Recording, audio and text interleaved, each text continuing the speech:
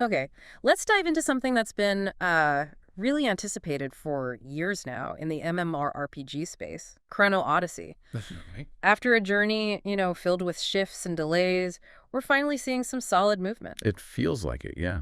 Beta signups are open right now on Steam.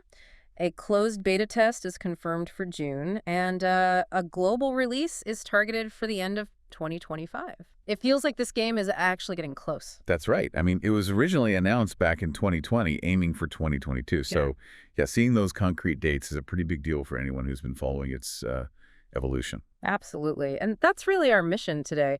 We've gathered up a stack of sources, recent news about beta and release, developable insights, system requirements, even like deep dives from community discussions covering classes and the world map. Right. We're going to unpack all of that information and really pull out the essential knowledge you need to know about Chrono Odyssey. What's its vision? What can you actually do in the game? And what are the big questions still kind of hanging over it?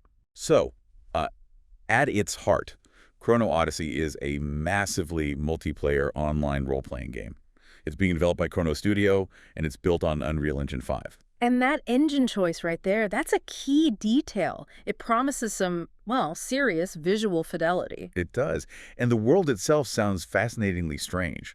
It's called Cetera, described as a shattered realm that sort of blends dark fantasy with hints of science fiction. Mm. The narrative premise, it involves a collapsing timeline, conflicting gods and humans, and this mysterious void. Mm. And the developers, they've cited inspirations like Chrono Trigger, A classic? the film Prometheus, and even the Zerg from StarCraft. Wow, So okay. you're combining timeline manipulation, cosmic horror visuals, and maybe some, biological monstrosities. That mix alone tells you they're trying something a bit different. It certainly does. So how did we get from that 2020 announcement to where we are now, finally talking about a beta test? Well, the main reason, it seems, for the recurrent delays is tied directly to that Unreal Engine 5 decision. Mm. Migrating the game to UE5 apparently turned into a much larger undertaking than they maybe first anticipated. Became a gigantic speed bump, as one source put it, for development time. But it looks like 2025 is the year they're finally pushing forward. Developer communication has noticeably increased, hasn't it? Yeah, it has. They've started sharing behind-the-scenes looks and, crucially, incorporating feedback from focus groups and early player tests into the game's design. Which brings us to the exciting news about the beta. Exactly. Beta signups are happening now on Steam. It's actually a pretty low-key process right now. Oh, yeah. You just go to the game's Steam page and hit Request Access under the Playtest section. Simple as that. And based on multiple recent sources, the actual closed beta test, CBT, is pretty much locked in for June 2025. June. Okay, because there was an older source saying just H1 2025. Right. But June is the date appearing everywhere now, seems much more solid. It's even speculated that the official beta start date and maybe a firmer release date announcement might drop during Summer Game Fest in June. That would make sense timing-wise. And the beta won't be the full game, obviously. Oh, of course not.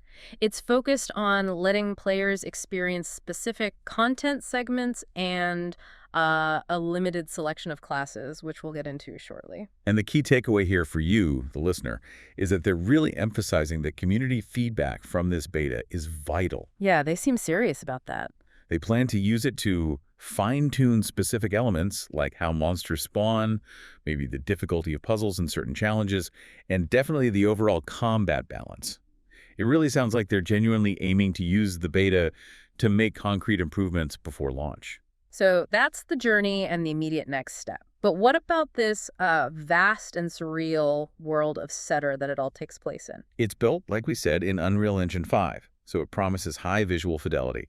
Sources highlight things like dynamic weather systems and environmental changes that should make the world feel more, alive and reactive. And what about the tech behind it? There was some interesting stuff mentioned there. Yeah, so they're using something called world partitions and data layers. Now, what this essentially means for you as a player is that they can create this huge, continuous open world without needing loading screens when you move between different areas. Okay, seamless travel. Nice. Pretty much. And the data layers tech, this is the really interesting part, is planned to eventually allow them to overlay different versions of the same location onto the map, like past, present, maybe future versions. Whoa. And you might be able to travel between these different timelines at specific points in the world. Now, fully seamless timeline travel probably isn't happening right at launch, But being able to see or even step into a different version of a map area, Yeah. that's a really unique concept for an MMO. That sounds cool. And they've already released an interactive map tool online, haven't they? They have, yeah. It gives you a sense of the scale and complexity they're aiming for, Hmm. and exploration is specifically being emphasized. So not just following quest markers. Exactly. It's not meant to be just a linear path from A to B following the main quest. Yeah. The design encourages you to explore off the beaten path, find hidden things, hidden locations, making just moving through the world a rewarding activity in itself. And visually, you mentioned Prometheus, StarCraft. Right. That inspiration from cosmic horror like Prometheus or the Zerg, it's intentional. They're apparently going for a dark, somewhat gory, and maybe even bleak aesthetic that visually reflects the world's struggle against, well, impending doom. Which sounds like it'll give the game a really distinct look compared to many brighter fantasy MMOs out there. So how do you actually interact with this world? Let's talk combat. Okay, yeah. This is an action combat MMORPG. That means it's not a point and click or, autoplay system. Oh, tab targeting. No traditional tab targeting, confirmed. Sources confirm things like read your skills will require manual aim. They're aiming for dynamic and responsive gameplay. Hmm. They've also pulled in elements often seen in games like the Souls series, things like dodge iframes, stagger mechanics, and parrying. Okay, hold on. Let's maybe clarify those terms for anyone not deep into action games. Iframes. Right, invincibility frames. Yeah. Basically, brief moments during your dodge animation where you physically can't be hit. Yeah. It rewards well-timed movement. Okay. And stagger. Stagger mechanics mean hitting an enemy repeatedly or with specific heavy attacks can break their stance, kind of interrupting them and leaving them wide open for big damage. Gotcha. And parrying. Parrying is that timed block, right? If you time it just right against an enemy attack, you can often stun them or create a big opening for a counterattack. So pulling those elements in means this isn't just about mashing buttons. Sounds like positioning, timing, reading enemy attacks. It's all going to be really important. Leaning towards a more skill-based combat feel. Exactly. And adding another layer of depth here, weapon swapping is confirmed to be mandatory. Mandatory. Mandatory, and designed to be used in real time right in the middle of combat. Yeah. Your skills are specifically built around the system. Right. You'll equip 2 different weapons, right? And you have 4 active skills available per weapon. So 8 active skills total. 8 active skills total plus your passives that you need to manage by swapping weapons. Okay. That forces you to think about your loadout and switch between weapons seamlessly mid-fight. Sounds like it could lead to some very fluid and complex rotations, potentially. Could be. Then there's the chronotector.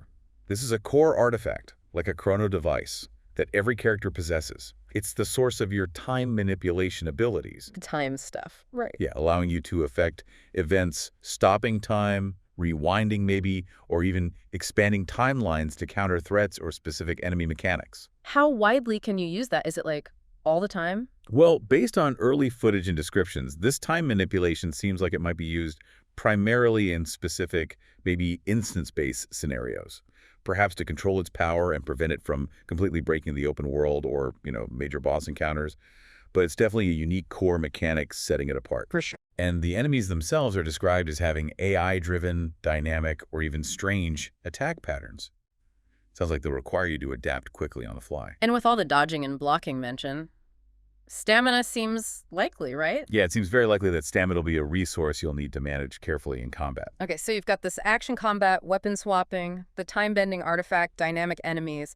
How do you fit into this world with your character? Let's look at the classes. Right. There are 6 classes planned for launch. Yeah. And each class has access to 3 different weapon options. As we just discussed, you'll equip 2 of those 3 weapons at any given time. Okay. Now, initially, the game was designed around the traditional Holy Trinity, tank, healer, and DPS roles. That's the core of many group-based MMO. Standard setup. Exactly. However, the developers have actually moved towards a more hybrid design. And this is specifically intended so that all roles, including tanks and healers, can effectively play and progress through solo content without, struggling too much. So the shape of the Trinity is still there for group stuff, but more flexible solo. That seems to be the idea. The roles have more flexibility outside of that strict group structure. Now, for the June beta, you'll have access to 3 of those 6 classes: the Swordsman, the Ranger, and the Berserker. Okay, Swordsman, Ranger, Berserker. What weapons did they use? The Swordsman can wield a sword and shield, or a greatsword, suggests options between tanking defense and pure melee damage.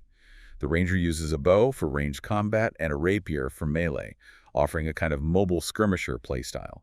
And the Berserker is confirmed to use dual axes or a great axe, clearly focused on heavy, impactful damage. Any hints about their skills? Yet, looking at sources that broke down hinted skills for these beta classes, the swordsman seems to have buffs, area of effect slams, that intriguing time reversibility we saw in a trailer, slashes, shield bashes. Sounds like a versatile frontline role, maybe with some unique utility from the time stuff. Interesting, Ranger. The Ranger features an ultimate shot, requiring manual aim, reinforcing that no-tab targeting thing, a rapier combo that ends in an AoE burst, the ability to aim down sights with the bow, and a backslide for positioning, definitely emphasizing mobility and aiming skill. And the Berserker? Sounds straightforward. Pretty much classic heavy hitter. Uses shouts, ground quakes, a spin attack, dual slashes, lots of area control, and big damage potential. Okay, so those are the beta classes. What about the other three for launch? The others are the Paladin, Sorcerer, and Assassin. Sources mention the Paladin uses mace and shield and a spear, with a third weapon still unknown.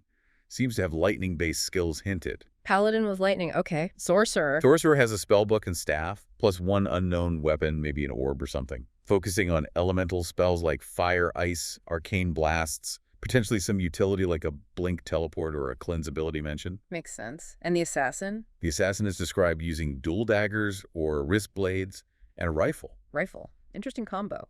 Yeah. With a third unknown option, maybe like a saber or musket mentioned somewhere. They sound like a fast, potentially tricky class, with both close quarters and ranged options, and apparently a flashy time dance ultimate. It's worth noting, though, some sources have slightly different weapon lists sometimes, right? That's true, and the developers have mentioned that more weapons beyond those shown are expected, like a crossbow is apparently seen in some testing feedback. So you'll likely have quite a bit of flexibility within your chosen class, just based on which two weapons you decide to equip and maybe future additions. Okay. So beyond just building your character and fighting, what kind of activities will you actually be doing in Cetera? What's the content like? Well, the game will feature the standard stuff. PvE player versus environment content, PvP player versus player dungeons, and world boss encounters. The beta itself will include some solo content like chrono gate challenges and these puzzle-filled trials. So specific, probably instanced challenges for individuals. Sounds like it. For group content, there are 3-player expedition dungeons. And for larger scale encounters, they'll have region bosses, or world bosses, that require many players to tackle. One source mentioned seeing footage with like 25 players fighting a world boss. So a mix of small group and large scale. Yeah, the design philosophy seems to be more focused on those smaller group sizes, maybe 3 to 5 players, for a lot of the core repeatable content compared to massive raids you find in some other MMOs. But they still retain those epic, large-scale world boss events. Interesting balance. And what about PvP? Is it forced? No, PvP is confirmed to never be forced on you. There will be a flagging system for open-world PvP if you want to participate. Okay, opt in. Right. They're also teasing a PvPvE mode. One source described it as potentially being an arena where players fight each other while also dealing with a boss or environmental threats, kind of mixing player conflict with environmental challenges. That could be chaotic and fun. Could be. And there will also be specialized PvP gear to chase. Now, you mentioned something about an open class and profession system earlier. Yeah, which is interesting. Apparently, you can equip any weapon or engage in crafting activities without traditional class restrictions limiting you. Wait, any weapon? Or just the ones for your class? The source implied any weapon, but that might need clarification. Perhaps it means more freedom than usual, or maybe it's tied more to the profession side, but the profession part seems solid. Okay, and related to that, they're really reinforcing that idea of player choice with progression, right? Yes, sources explicitly state that peaceful players, meaning gatherers and crafters focused on non-combat activities, can actually reach the maximum level purely through those means. That's huge for some players. It sounds like they genuinely want different playstyles to be equally valid paths to endgame. Seems like it. Which ties into the economy and gear progression. Right. That craft and gathering path to max level is a significant detail. What else do we know about gear?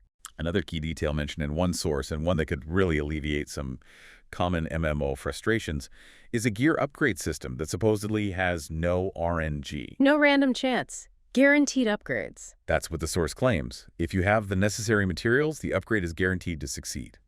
This is a stark contrast to many other MMOs where upgrades can randomly fail, maybe even break your gear. Avoiding that gamble is a major plus for a lot of players, if true. Absolutely. That would be a big selling point. Yeah. Gear seems to be driven by a standard gear score system, and crafted gear is confirmed to have multiple potential stat lines, so there will be variety and goals in what you can make or find. Okay, so to run this visually ambitious game, what kind of PC are we talking about? Specs. Right, requires Windows 10. The minimum requirements listed across sources seem, well, quite accessible, actually. Really? For UE5? Yeah, we're talking CPUs like an Intel i5-3570K or AMD FX8310, GPUs like an NVIDIA GTX 1060 or AMD RX 580. Those are cards from like 2016. Wow. Okay. RAM minimums were listed as either 12 GB or 16 GB, depending on the source. So it seems like you might be able to get into Cetera even on older hardware, maybe just on lower settings. But for the recommended experience, to really see that UE5 shine. Ah, well, that's where the specs jump up significantly. The more detailed, likely newer sources list modern CPUs like an Intel i7-2700K or AMD Ryzen 5 5600X. Big jump. Yeah, and beefier GPUs like an NVIDIA RTX 3070 or AMD RX 6800 XT, along with 32 GB of RAM. So getting the most out of the game visually will definitely require a more powerful modern rig. Makes sense. And storage space. Yeah. UE5 games can be huge. Interestingly, it's relatively low here. Sources agree on 50 GB required, which is, yeah, pretty reasonable for a modern UE5 MMORPG. Good news for hard drive space and download times. Definitely. Anything else technical? Minimum requires DirectX 11, with DirectX 12 recommended for better performance, which is pretty standard now. Okay. Now, let's address the elephant in the room for many potential players, especially based on community discussions. The Chrono Odyssey is being published by Kakao Games. Kakao Games is indeed handling the publishing, yes. And based on the community sentiment reflected in the sources we looked at, there's a definite mix of caution and, well, skepticism surrounding them. People have history there, right? Players point to past experiences. Black Desert Online, for example, reportedly saw improvements for Western players after its developer, Pearl Abyss, took over publishing duties from Kakao. And the relatively quick shutdown of another game published by Kakao, Elion, is also frequently brought up as a point of concern. So the core worry is? The core worry really stems from the potential for aggressive, pay-to-win, P2W monetization. It's a scrutiny often applied, fairly or unfairly, to games originating from the Korean market and publishers associated with it. However, and this is a really critical point, the developers of Chrono Odyssey have stated directly and publicly that there will be no pay-to-win mechanics in their game. Exactly, and this creates a significant tension for players, doesn't it? Yeah, it's a direct clash. You have the developer's clear statement versus the community's fears based on the publisher's history. And as sources note, the publisher typically does have control over the monetization strategy, the marketing, and even the decision of when to potentially shut a game down. So it creates this dynamic of cautious optimism for many. I think that sums it up well.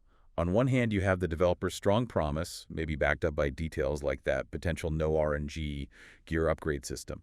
On the other hand, you have the historical track record that gives players pause.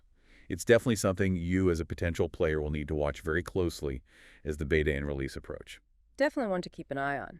Looking beyond the launch then, what are the plans for the future of Chrono Odyssey? Are they talking long-term? They are. Developers plan to continue the main story quests through post-launch updates, similar to how successful MMORPGs like Final Fantasy XIV handle their ongoing narrative. Good model to follow. Yeah. They also intend to add new regions to explore, new dungeons, potentially new classes down the line, and challenging endgame encounters. They've also stated a goal to add features that make sense for the game and avoid bloat, which is always a welcome sentiment, if they can actually deliver on it. True. Okay, so to try and sum up everything we've dug into about Chrono Odyssey in this deep dive. It's a lot to cover. It is. We're looking at a long-anticipated MMORPG finally getting ready for a Q4 2025 release, with that beta coming right up in June. It promises dynamic action combat that emphasizes skill and strategy through mechanics like weapon swapping and those Souls-inspired elements. Right, and the unique time manipulation mechanic via the chronodetector, set in that vast, surreal open world rendered in Unreal Engine 5 with the dark cosmic horror visuals and seamless exploration tech. And the class system aims for flexibility, right? Hybrid roles, multiple weapon options per class, moving away from rigid Trinity constraints, and even supporting non-combat progression paths to max level. Plus, the upcoming beta gives a chance to test out core content and 3 specific classes, with the developers emphasizing they'll use player feedback for refinement. And of course, hanging over it all is that key tension point we just discussed. The developer's promise of no pay to win versus the community's historical concerns tied to the publisher, Kakao Games. That's the big question mark for many. So as you take in all this information, think about what aspects of Chrono Odyssey stand out most to you. Is it the time manipulation changing how you approach challenges? The skill-based action combat and weapon swapping? The visual style and world design? Or maybe is the publisher question the biggest factor in your anticipation right now? Yeah, it's a lot to weigh. Given the game's unique blend of inspirations, its ambitious technical goals like UE5 and those data layers, and the developer's stated commitment to avoiding predatory monetization, despite that community skepticism around the publisher. Chrono Odyssey is clearly aiming to be a truly modern, distinct MMORPG experience. But, can it navigate those challenges, deliver on its promises, and ultimately win over a sometimes jaded MMORPG audience hungry for something that feels both fresh and fair? That really remains the ultimate question as it approaches launch, doesn't it?